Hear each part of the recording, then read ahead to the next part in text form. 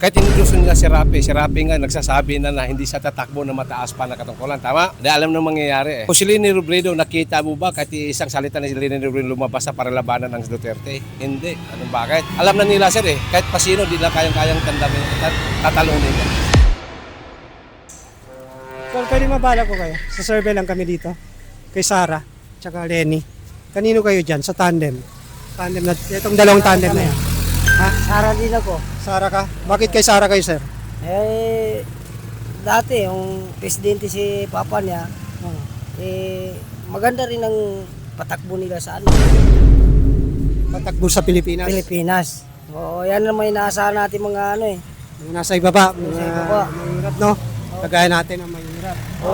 Parang maramdaman natin yung dito sa mga Duterte. Opo. Okay, sige, thank you, sir. Sige po, salamat po, sir. Okay, sige, thank you po. Ma'am, pwede mabalap po kayo? Survey lang ito kay Sara at Lenny. Wala.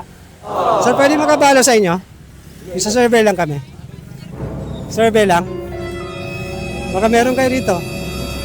Siya. Okay, sige, thank you. Ha? Duterte pa rin.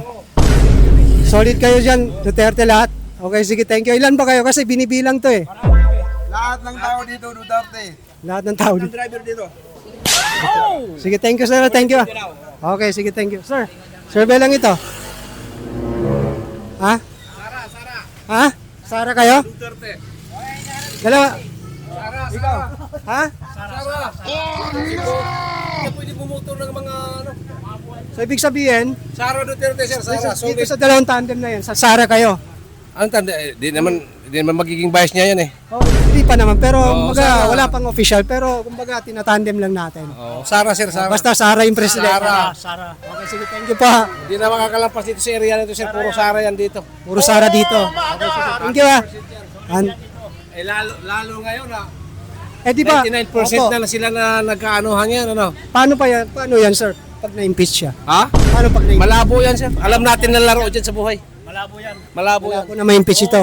Malabo yan. Kitang-kita naman natin sa ano nila, sa tawag natin sa Kongreso. Talagang halatang halata naman talaga sir na hindi talaga politics talagang ginawa nila. Politika ang ginapolitika. Oo. Bakit si Sara lang ang kanilang uusigin? Bakit yung iba hindi? Tapos yung Si Sara lang. Bakit yung, Duterte lang? yung mga supporters ng Duterte, ang sigaw kasi nila, bakit daw yung kay Sara lang ang iniimbestiga? Correct. Samantala yung sa flood control daw. Correct. Bakit hindi? Pag kinukumpara Anong daw, meron nandun? pag kinukumpara daw yung corruption doon sa flood control, mas malaki pa raw. Oo, totoo yun sir. Mas malaki pa. So, ngayon kasi ito ini-impeach. So, ang problema kasi, pag na-impeach ito, sino sa tingin yung kapalit niya? Marami sir. Marami na. Marami sir. Sa mga Eh, kasama lang, niya. basta sa team sa kasama na sir, sa ano yan, basta diba, sa Kung sino ang si Sara. Wala Kung nang- sino ang i-endorse ni Sara, yun ang Sigurado iboboto niya. yan. Sigurado yan sir. Sure yan.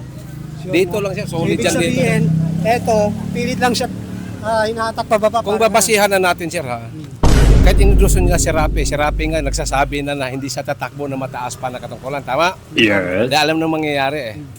Kung si Leni Robredo, nakita mo ba kahit isang salita ni Leni Robredo lumabas sa para labanan ng Duterte? Hindi. Anong bakit? Alam na nila sir eh. Kahit pa sino, hindi na kayang tandamin at tatalunin yan. Kahit ma-impeach yan. Dahil ibang uupo. Dahil talaga nakikita natin sa... Ako siya, taga Davao din ako eh. Taga Davao ka, sir. Nakikita ko rin ng ano niyan. Pamamalakad ng mga... Kaya pala solid ka sir, taga Davao ka. At talaga dati pa. Pero dito ka sa Maynila. Dito dito na ako sir, since pa, tagal na. Kasi ang mga taga Distrito 3 daw, pabor na ma-impeach ito. Totoo yun Kasi- sir. Congressman lang. Congressman na. Congressman lang sir. Yun. Ayaw na natin bagitin ano. Okay, sige. Congressman Thank you. lang sir. Thank you sir. Thank you sa opinion. Thank you.